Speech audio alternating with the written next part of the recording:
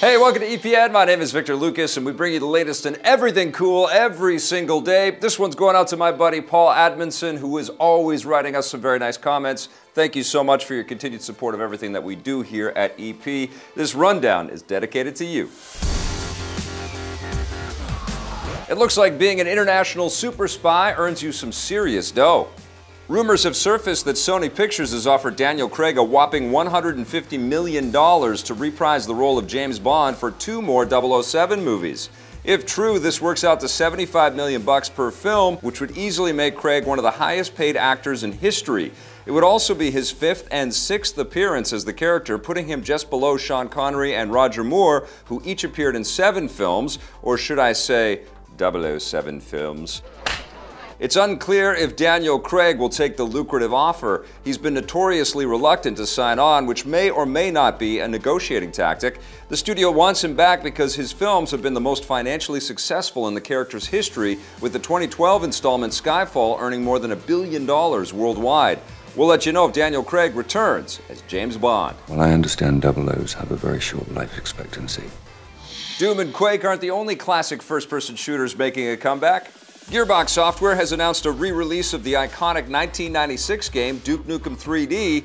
Titled Duke Nukem 3D 20th Anniversary, it will give players the entire original game along with 8 all-new levels created by Alan Blum and Richard Gray, 2 of the designers from the original game. The original composer Lee Jackson is working on new music for the levels, and best of all, Duke voice actor John St. John is coming back to record new dialogue. He's also re-recording his lines from the original levels so that they all sound better, making this the best possible version of the original game. Shake it, baby. On top of all that, Gearbox Software is giving players the option of re-rendered environments that look a little better than before, although you'll be able to switch back to the originals if you want. Duke Nukem 3D 20th Anniversary will bring the mayhem on October 11th. Gearbox acquired the rights to the franchise after a lengthy legal battle with original owners Interceptor Entertainment and 3D Realms, stemming from the troubled development of Duke Nukem Forever. Players will soon be able to return to Arkham, for real this time. Warner Bros. Has announced that the Batman Return to Arkham game collection will launch on the PS4 and Xbox One on October 21st. The set includes remastered versions of the first 2 games in the series, Arkham Asylum and Arkham City, complete with all their DLC. It was originally slated to land back in July, but was unexpectedly delayed at the last minute, with the developers saying they needed more time to finish. Hopefully they got all the bugs worked out. Warner Bros. Likely doesn't want a repeat of the disastrous launch of the last game in the series, Arkham Knight, which was unplayable on the PC when it first debuted. You better enjoy Battlefield 1 while you can. Electronic Arts and DICE have revealed that the open beta test for their World War I game will come to an end this Thursday, September 8th. The beta kicked off last week, but the developers didn't say how long it would last until now. It gives players one big map set in the scorching Sinai Desert with 2 modes, the Massive Conquest mode and the smaller Rush mode. EA has also announced that for the rest of the beta, they're changing the Rush mode so that it will no longer have a time limit and will instead end only when one team reaches the maximum number of points. They've also hinted that they might add a second map to the beta before it ends, but that hasn't been confirmed. You can find out what I think of Battlefield 1 by watching my first impressions of the game in the link on your screen or below this video. The final version of Battlefield 1, complete with multiplayer and single player, will deploy October 21st. Netflix isn't leaving the drug business anytime soon.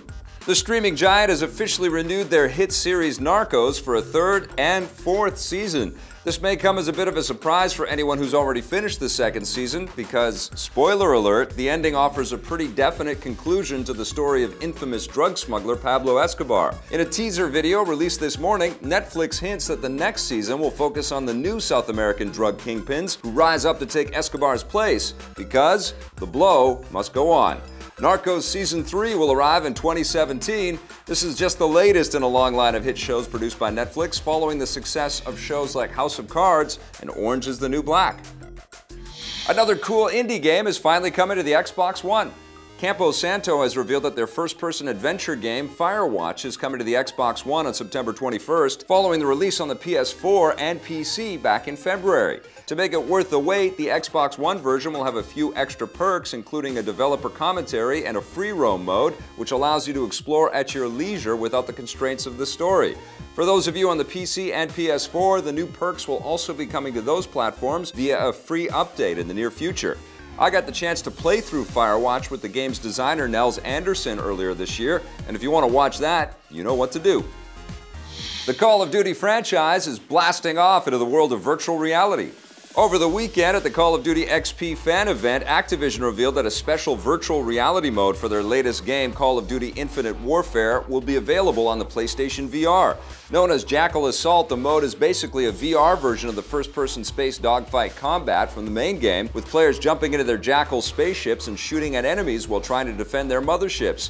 The existence of the VR mode was first revealed earlier this year when Activision said it would only be playable to attendees at the XP event, so fans who didn't get to go in person will be happy to know that they'll be able to play it at home as well. Jackal Assault will be available for free to anyone who has a PlayStation VR headset and owns a copy of the main game. Both games deploy on November 4th.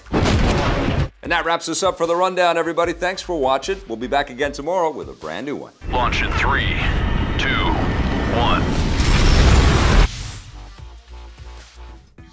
Hey, thanks for checking out that video on our EPN channel. It's just one small part of the things that we make around here. So if you liked it, don't forget to check out some of our other vids and hit that subscribe button.